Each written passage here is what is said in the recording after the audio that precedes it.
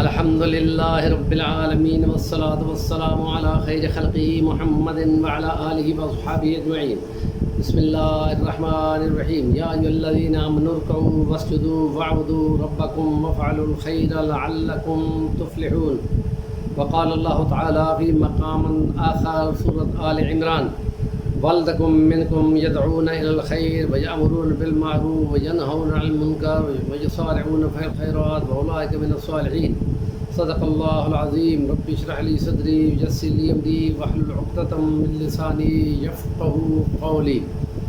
قرآن مجید کی دو آیات آپ کے سامنے پڑھنے کا شرف ہوا ہے، اور سورۃ الحج کی 77 نمبر آیت: او یا ایھا الذین آمنو، اے ایمان والو، ارکعوا، رکوع کیا کرو، واسجدوا، سجدوں میں جایا کرو، واعبدوا ربکم، اپنے رب کی بندگی بجا لایا کرو، وافعلوا الخیر، بھلے بھلے کام کیا کرو، لعلکم تفلحون، شاید کہ تم فلاح پا جاؤ۔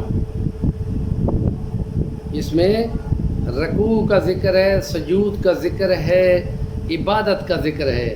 یہ تینوں کام ہماری نماز میں، چاہے فرض نماز ہو، چاہے سنت ہو، چاہے نفل ہو، 2 رکعت سے لے کے 4 رکعت تک جو پڑھی جاتی ہے، اس میں پہلا رکوع ہوتا ہے، پھر اگلے مرحلے پہ سجود ہوتا ہے، پھر 2 سجدے ہوتے ہیں، اور عبادت ہے رب کی کہ جس میں ذکر اذکار میں سب سے بڑا ذکر قرآن مجید کی تلاوت ہے، یا اللہ کی تسبیح ہے، یا تحمید ہے، یا تہلیل ہے، یا تکبیر ہے، سبحان اللہ ہے، یا الحمدللہ ہے، یا اللہ اکبر ہے، یا سبوح قدوس ہے۔ یہ تمام زبان کی عبادتیں ہیں، جسم کی عبادتیں رکوع سجود سے ہوتی ہیں، اور مال کی عبادتیں صدقہ خیرات سے ہوتی ہیں۔ یہ اللہ کی عبادت بجا لاؤ، شاید کہ تم فلاح پا جاؤ۔ اور فلاح کا لفظ، مفلحون کا لفظ قرآن میں 12 جگہ پر موجود ہے، اسی طرح کے مختلف کاموں کے بعد آیا ہے، جس میں کچھ عبادت نماز کی تذکرے ہیں، خشوع و خضوع سے نماز پڑھتے ہیں، قد افلح المؤمنون، بہت بڑی فلاح پا گئے وہ جو عبادتوں میں عاجزی انکساری کرتے ہیں۔ تو وہ جو رکوع ہے، رکوع کے ذریعے سے ہماری رکعت پیدا ہوتی ہے، نماز کا رکعت بنتی ہے، اور علماء کے نزدیک پہلے مذاہب کی کتابوں میں رکوع سے عبادت نہیں ہوتی تھی، شاید قیام تھا، یا سجدہ تھا، یا پھر تشہد تھا، رکوع نہیں تھا۔ ہماری اسلام کے نبی پاک صلی اللہ علیہ وسلم کی معراج 1.25 سال ہجرت سے پہلے معراج پہ نماز ملی تھی، 50 نمازیں، اور پھر معاف ہو کر 5 نمازیں بدلے 50 کی ہوئی تھیں، اور اس میں 1 رکعت جو رکوع پہ حاصل ہوتی ہے، اور اس میں سبح بسم ربک العظیم، اللہ کی پاک کی بولو جو عظمت والا ہے۔ حضور فرمایا اس تسبیح کو تم رکوعوں میں بولو، سبحان ربی العظیم۔ پھر خدا نے کہا وسبح اسم ربک الاعلیٰ، پاکی بول اپنے رب کی جو کہ بلند شان والا ہے۔ حضرت فرمایا اس آیت کو تم سجدوں میں بیان کرو۔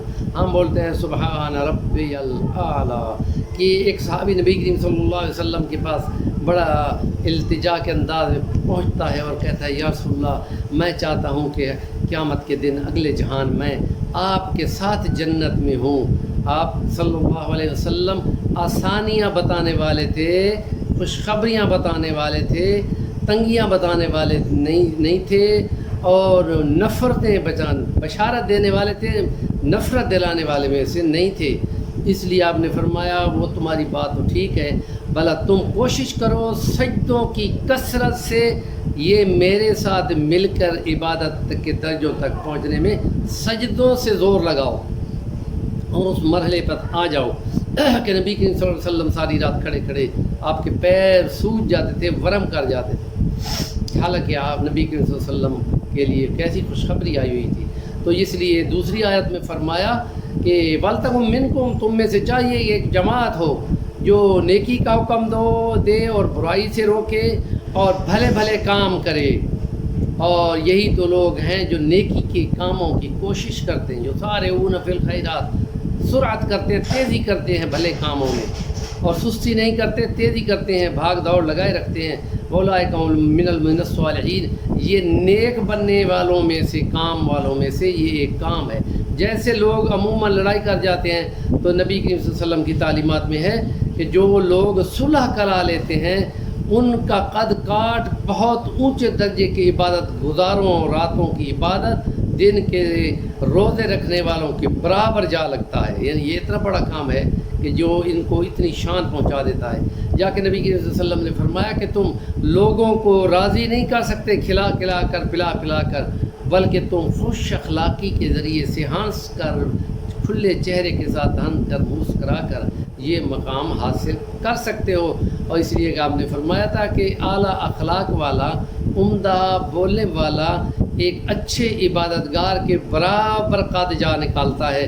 اور یہ کام ہے جس کی نبی کریم صلی اللہ علیہ وسلم نے شان بیان کی ہے اور اس مشن کو بتایا کہ میرا کام ہی یہ ہے کہ میں اخلاقی کمال کو بیان کر دوں، اور مجھے معلم بنا کر بھیجا گیا کہ میں اس کام کی تعلیم دوں.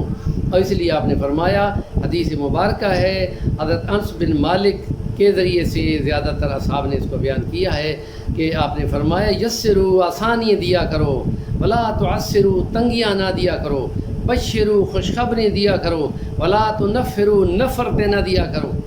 تو اللہ پاک نیکی کی بات کو ابلاغ کرنے والا بنائے، اور اس جو نیکی کے کام میں ہاتھ بٹاتا ہے اس کو برابر ثواب ملے گا. کیونکہ حدیث ہے کہ ہمارے اس نیکی کے کام کو جو آگے پھیلاتا ہے وہ اس کو الدال علی الخیر کفاعلہ. ہمارا چینل ہے صفی الرحمن الوانی، جو اس کو سبسکرائب کر لے گا وہ بہت اچھا کام کرے گا، اور اگر اچھی لگے تو کمنٹ کر کے ہماری رہنمائی فرمائیں. جزاکم اللہ خیر.